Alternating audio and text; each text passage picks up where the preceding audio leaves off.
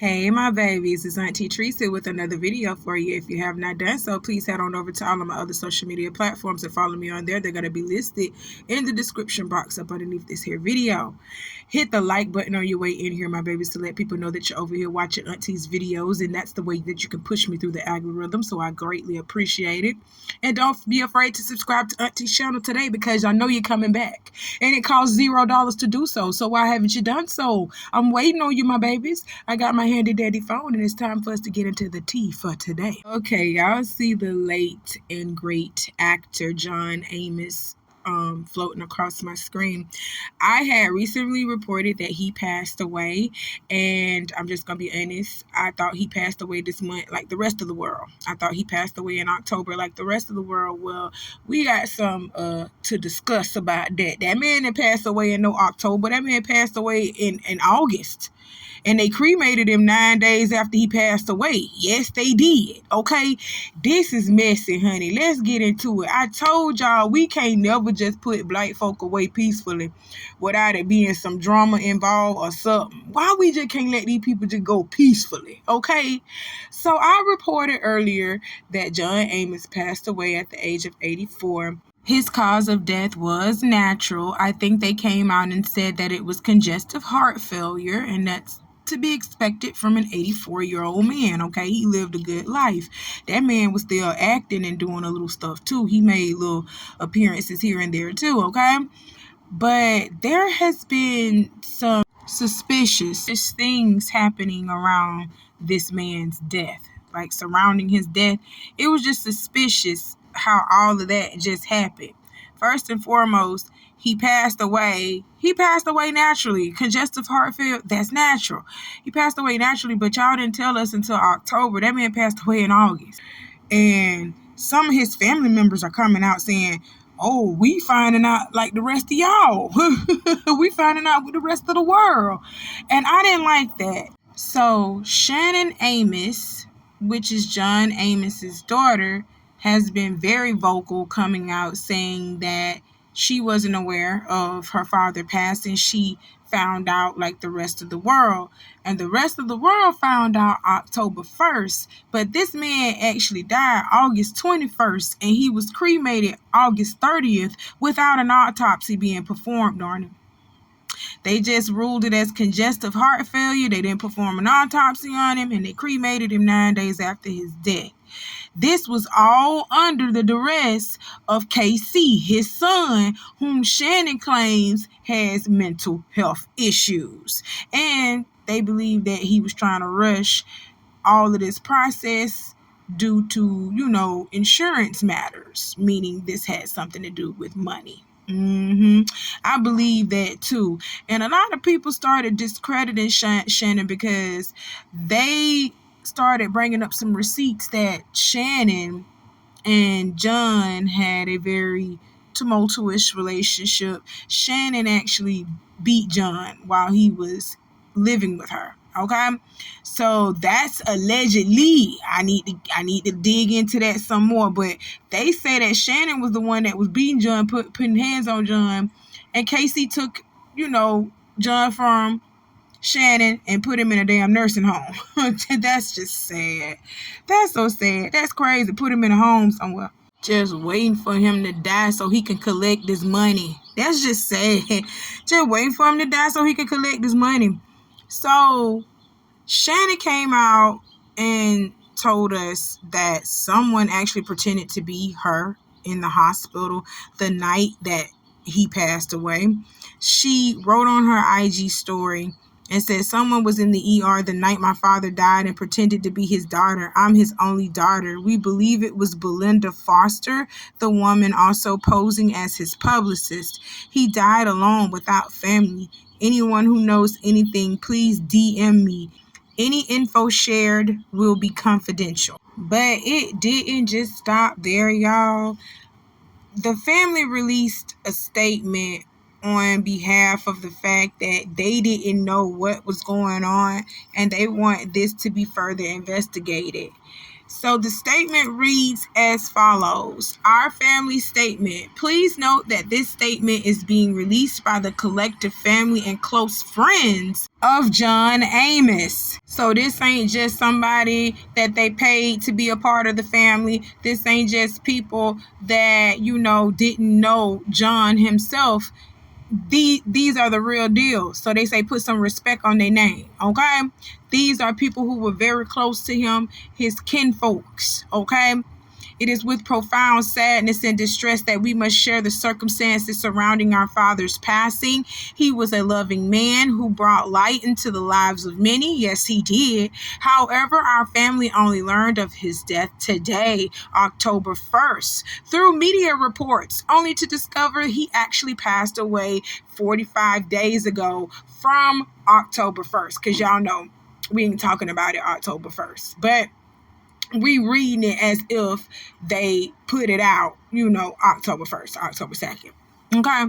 So shockingly, we were not notified, nor were any family members informed.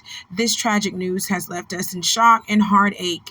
We do not have a death certificate, nor do we know where or why he died. But we know he was suffering from congestive heart failure and dementia. Y'all know what dementia is, like he forgetting everybody. Oh, we call it all-timers. Country folks call it all-timers. It's Alzheimer's, people. I didn't learn that it was Alzheimer's until I was like 15 years old. I've been listening to old country folks. Y'all know I grew up down here in the South. They call it all-timers. Hit that like button if you know what I'm talking about. They call it all-timers. Anyway, that's just sad. He was going through that. That's sad. But, he was up in age, y'all. 84 years old. He was up in age. We fear he was likely cremated to avoid any potential investigation into the conditions surrounding his final days. And you would be correct.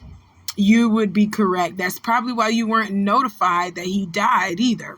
Okay? Over the past year, John Amos was isolated from his family and close friends by Kelly K.C. Amos, Eugene Brummett, and Belinda Foster.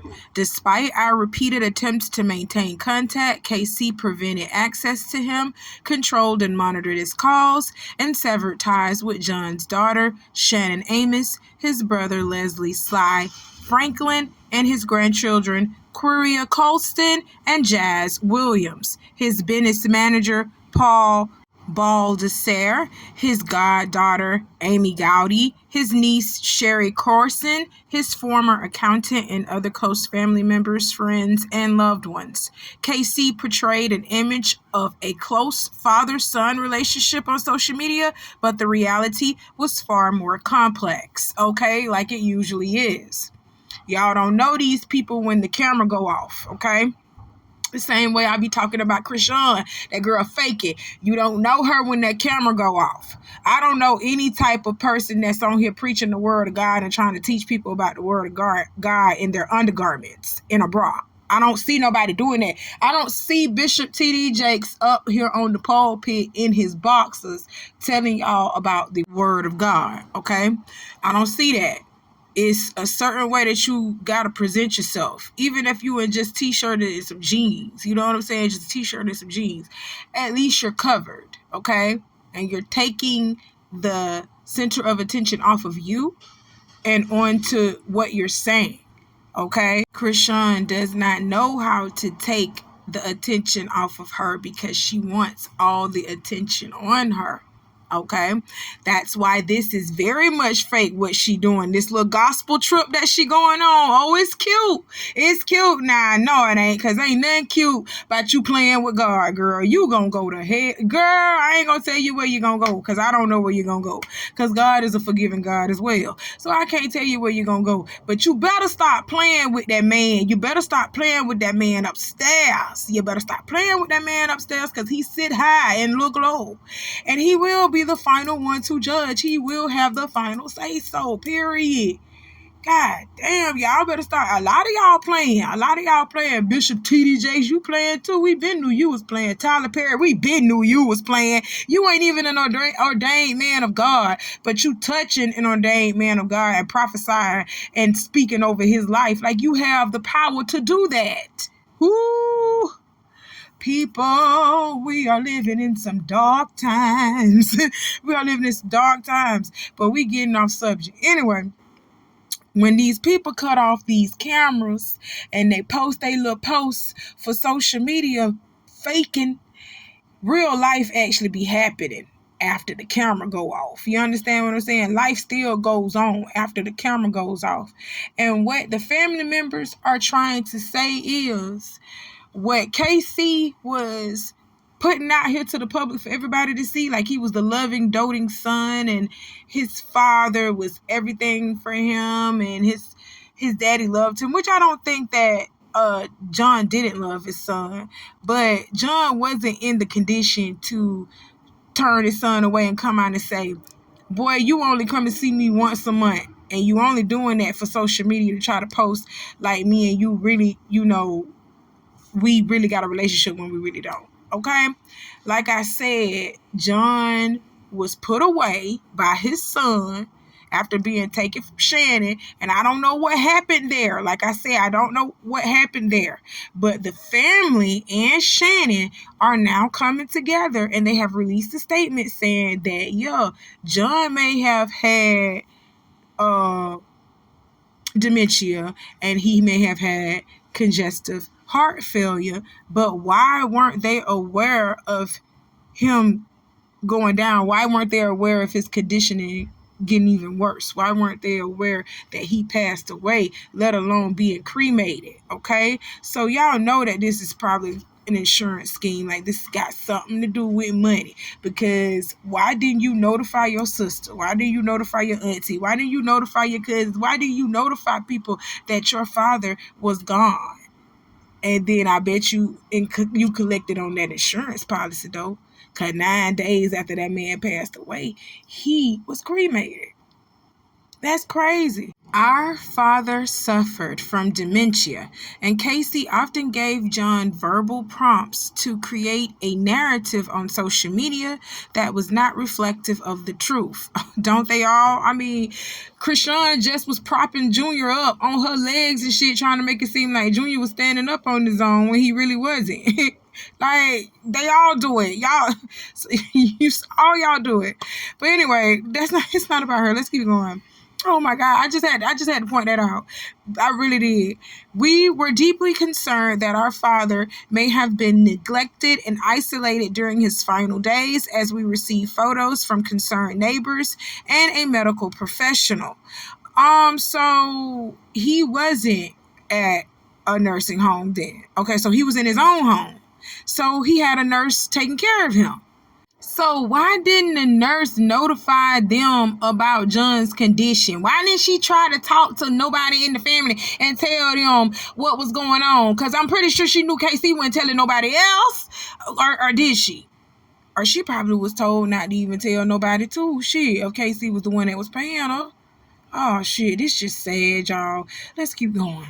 One photo even prompted an elder abuse investigation to no avail. Is that the situation that had to do with you, Shannon? So is that the situation that had to do with you, the one that prompted the elder abuse? Because I said earlier it was either Shannon or somebody he was with allegedly was beating on John and doing something to him, and I thought it was the sister. That's how Casey got full guardianship over his father, because his sister was beating their daddy ass. That allegedly, I don't know this for a fact. I'm just saying allegedly, because you ain't finna sue me, and you ain't finna Tisa tells me. You ain't finna Tisa tells me either. So yeah, we got to talk about that. Tisa tells, yeah, that's a clickbaiting ass woman. I done told y'all, some people you can't listen to unless they are really like presenting facts and receipts, like I be doing.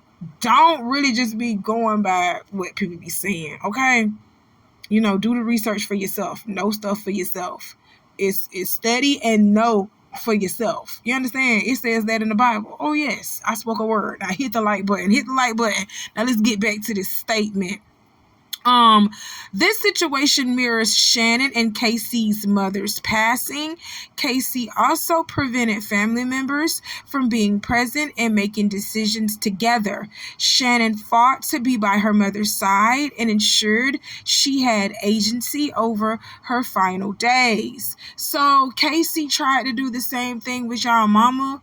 Oh, so yeah, he about money. This is all about the money. Oh, oh, you nasty. That's what the Mendez brother. Oh, this is all about the money.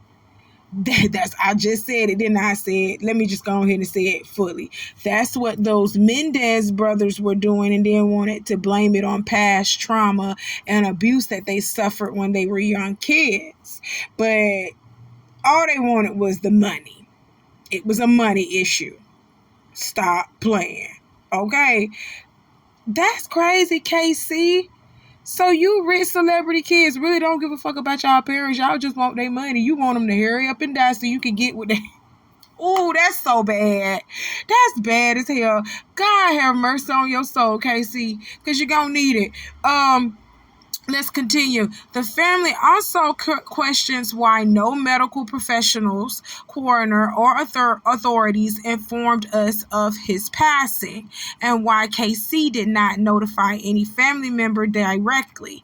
We believe there are critical questions that need answers, especially since we believe KC likely made the decision to have John Amos cremated without the family's knowledge. Of course he did.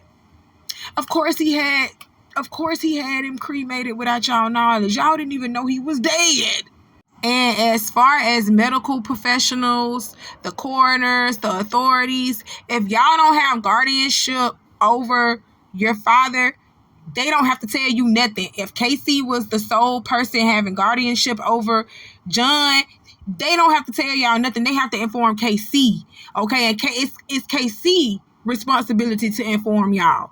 But we know now he didn't inform y'all of nothing because all he wanted was the money. If it ain't about the money, he ain't finna hit y'all up. Don't be blowing him up. You hear me? Ain't no use in you ringing his line. Don't waste his time. Oh my God, he really just did that to his daddy. Oh, that's a shame.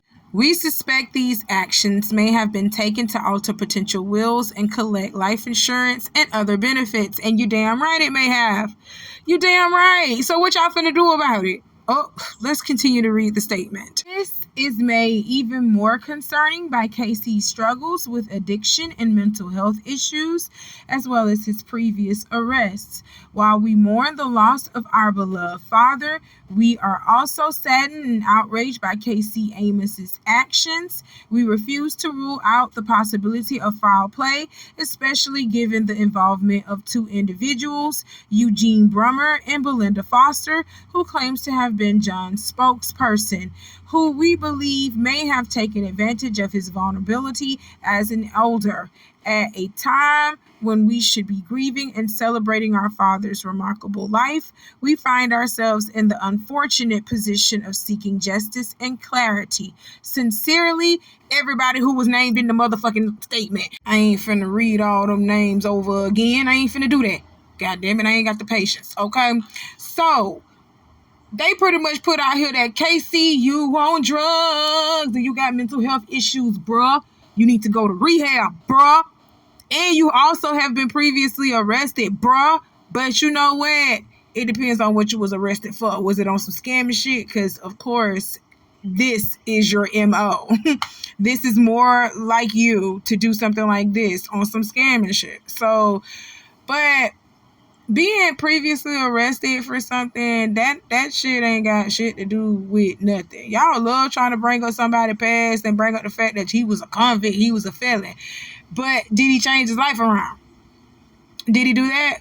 He paid his debt to society and he changed his life around. He did that, right? He's a family man. He doing what he got to do. Okay, what you bringing up his past for? That's the quickest way to get somebody to stay the way that they are. By you constantly bringing up who they're trying to change from being. You know what I'm saying? So that we don't need to keep throwing up the past in people's face because it's going to make them harder to change. You understand? So, just a quick little lesson. All right? Just a quick little lesson.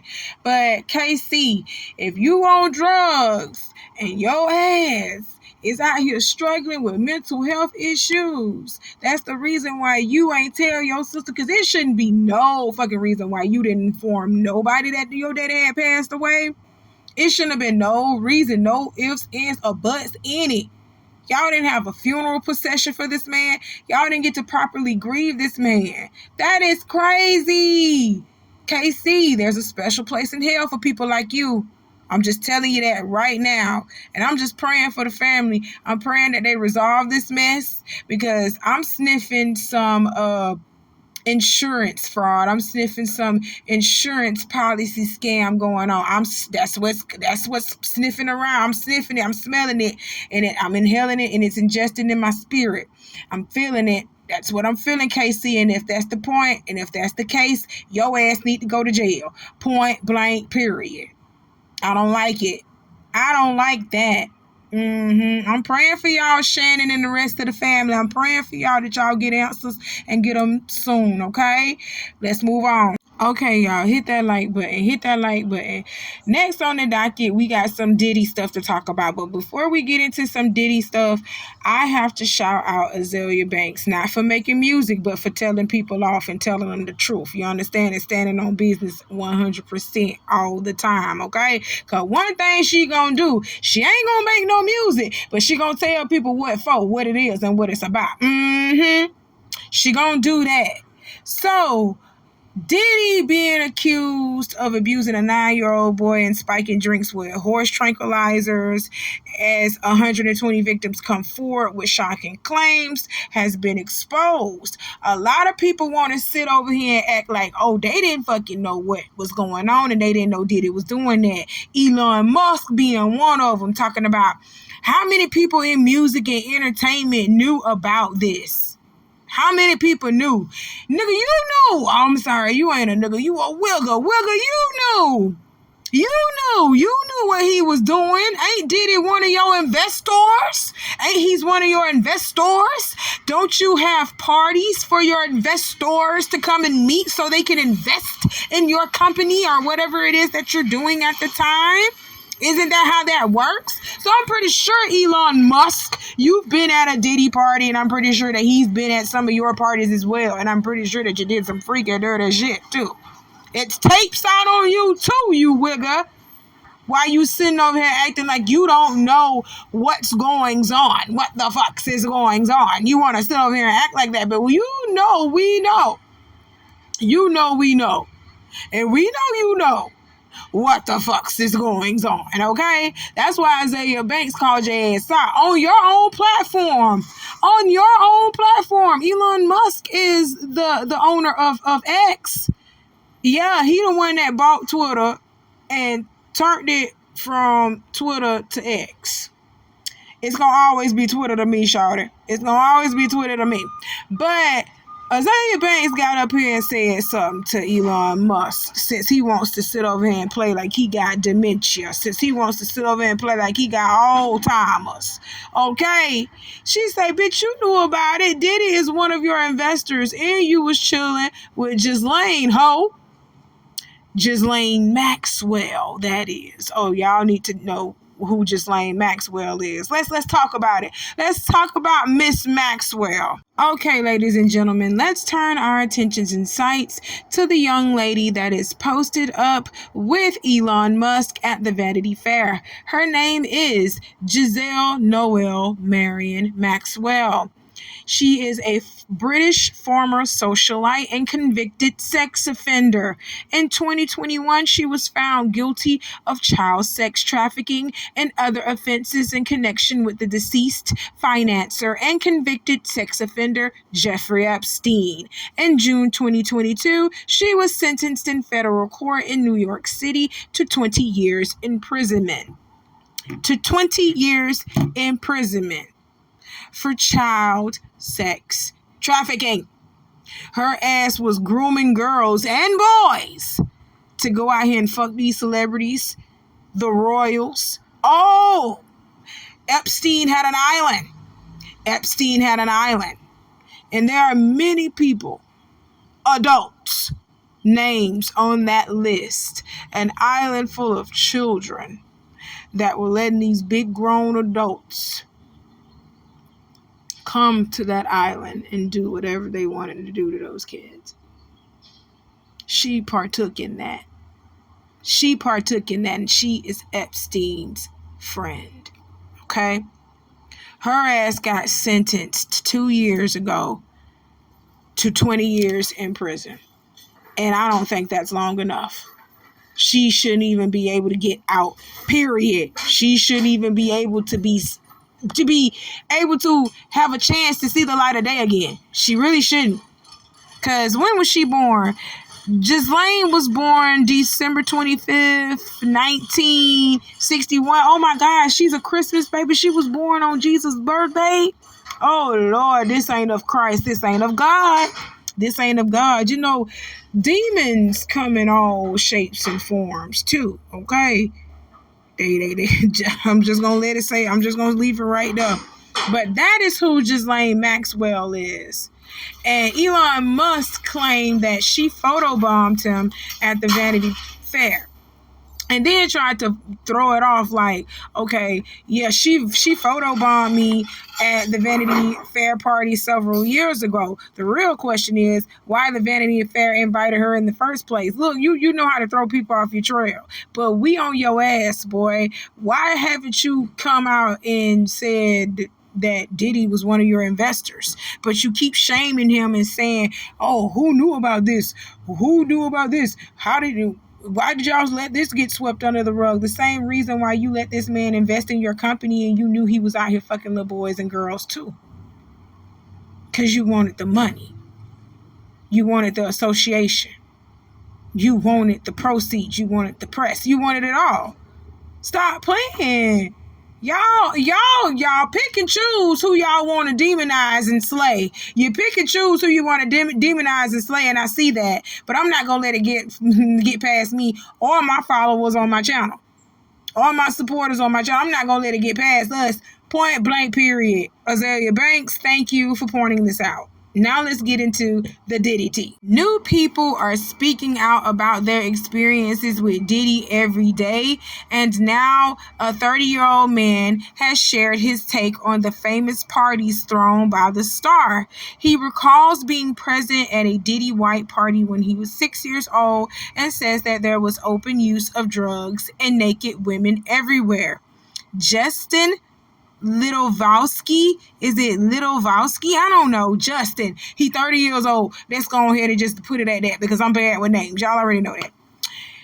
Justin says he ended up at a Diddy party back in 1999 in the Hamptons due to his well-connected parents. They assumed it would be more of a family-friendly barbecue, but when they got there, they noticed it was nothing of the sort. It was nothing that a 6-year-old boy should have been able to witness. Let me put it like that, okay? Let's keep going. He recalled drugs, bottles, and naked women being present. I remember a lot of weed and a bunch of topless women in the pool and around the pool. I actually wanted to get in. Anytime we went anywhere with the pool, I wanted to swim, Justin told the New York Post. I didn't know if tits were a good thing or a bad thing, but I hoped to jump in. That man said, I didn't know if tits were a good thing or a bad thing. But at 6 years old, he doesn't know that breasts are a good thing on a woman. He's not looking at a woman like that. He's 6. Oh my God. His mom, Maya, remembers not giving him permission to get in the pool as she felt it was possibly inappropriate. No, you think? You think it's possibly inappropriate for a 6-year-old to be out here with grown-ass adults, grown-ass women with no tops on? They out here doing drugs, possibly fucking in the pool in front of your boy. You didn't think it was appropriate? Oh, bitch. You crazy. Anyway, there were bottles everywhere and naked women. I wasn't sure if this was appropriate or normal. I wondered about how kids were allowed into the party to begin with. That's what Maya said. So, Maya, if you saw that there were bottles everywhere, and it wasn't bottles for the babies, like bottles of juice, like juice bottles, it was bottles of liquor and naked women everywhere, and there were drugs there. If you saw all of this happening, why didn't you just get up with your baby and leave? Oh my God. Oh my God. Anyway, Justin says he doesn't remember seeing one other child there, but was in the presence of major celebrities like Little Kim, Tyson Beckford, Jay-Z, and more. But his dad was also a celebrity photographer that also snapped pics of him with the likes of Patti LaBelle, Magic Johnson, etc. Ooh. The family admits that they didn't see anything crazy happen at the party, but with all of the charges against Diddy, they couldn't help but dredge up the memory. Oh my God, y'all are some trash ass parents. Y'all are some trash. Now, yeah, he a celebrity photographer. What made you think that it was okay to bring your wife and your son? Because that's what happened. His daddy was the one that did this. His daddy brought his wife and his son to a Diddy party because he had to photograph the party. Why would you bring your son to a celebrity studded out party with nothing but adults? Why would you bring your wife to a celebrity starred out party? Why would you do that knowing that it's going to be some craziness possibly going on? A lot of drinking is going on, a lot of bodies everywhere. Why would you do that? That place wouldn't even fit for your wife, let alone a 6-year-old child. Now, I blame the parents. This is the parents. Now, this one is on y'all. You can't blame Diddy for shit. This one is on y'all. That's crazy. Talking about with all the shit that's coming up on Diddy, y'all couldn't help but think of the memories of how you were trash ass parents and you brought your baby to a Diddy party. He possibly done witnessed a whole lot of shit going on. That was on y'all. Case closed. I don't want to even hear nothing else about it. But we're going to let Justin say what he said on the news, because they had the nerve to put Justin on the news to tell us that his parents ain't shit and his parents should have been investigated by CPS a long time ago. Okay? That's what Justin is going to come and tell us. But I'm going to let y'all, listen to him talk, and then I'm going to come back with the rest of my commentary. Before his arrest, disgraced music mogul Sean Diddy Combs was famous for holding his annual 4th of July party in the Hamptons. All of the well-known partygoers wore white, and it wasn't exactly a family-friendly event. Now imagine you're a 6-year-old kid and you find yourself a guest there. Allison Hall has more.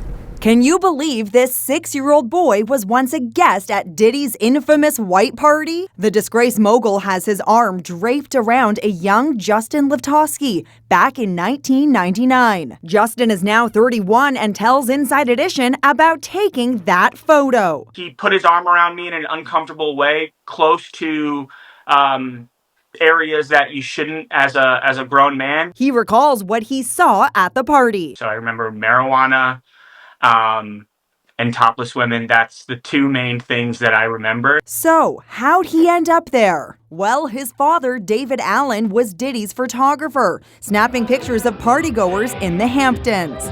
Justin's mom, Maya, was also there. She says the party was family-friendly at first, but then turned raunchy. People were getting high. There were girls swimming topless, young-looking girls that were, not dressed. We moved to another part of the house so that he wouldn't be exposed to what was going on. In later years, Diddy implemented a curfew for children. The kids have like an hour left, so get extra comfortable. But this thing turns into something that when y'all get older, y'all don't want to come to. I think he's a monster. This week, Houston-based lawyer Tony Busby says more than 120 people are coming forward with claims Diddy sexually abused them. Our youngest victim at the time of the occurrence was 9 years old. We have an individual who was 14 years old. We have one who was 15. Did Diddy assault you in any way? When you say assault, I don't know the exact definition, but he put his arm around me in an uncomfortable way. Diddy is now behind bars, facing federal charges of sex trafficking and racketeering. He denies all claims of sexual abuse, including against minors. Okay, now hit the like button, y'all. This is my last point for today. Y'all see this stupid shit. Y'all see this here, but he in them photos. That's Justin and Diddy holding on to him, all drunk and shit in a drunken haze, having a good time at his party in the Hamptons. And like I said, he probably did touch him a little inappropriately, being too overly friendly with the boy. He probably did it, or he probably didn't. We don't know. We weren't there. But I'm just gonna tell you this. Whatever happened to you at that party and whatever you saw, that was the fault of your parents, not of Diddy. That was the fault of your parents, Justin. Blame your parents for being trash, because they didn't have to put you in a situation like that. All in the name of celebrityism. They want to be around celebrities and shit. Want to be on every scene. You can't be on every scene and in every party when you got a child. Put your child first. That's what they should have did for you, Justin, but they didn't. Okay? So blame them, not Diddy. Point blank, period. Well, that's all that Auntie got to talk to y'all about for today. I got some more coming for you later on. You know how I do. Hit the like button. Show Auntie some love. To all of my subscribers, I see y'all. You're doing your thing. You're making me feel so great. Thank you so much. I got over 570 subscribers. I love y'all. Y'all the GOAT. I'll see you next time, my babies. Until then, be safe. Do something nice for somebody, okay? Be safe. All right, I love you. Bye.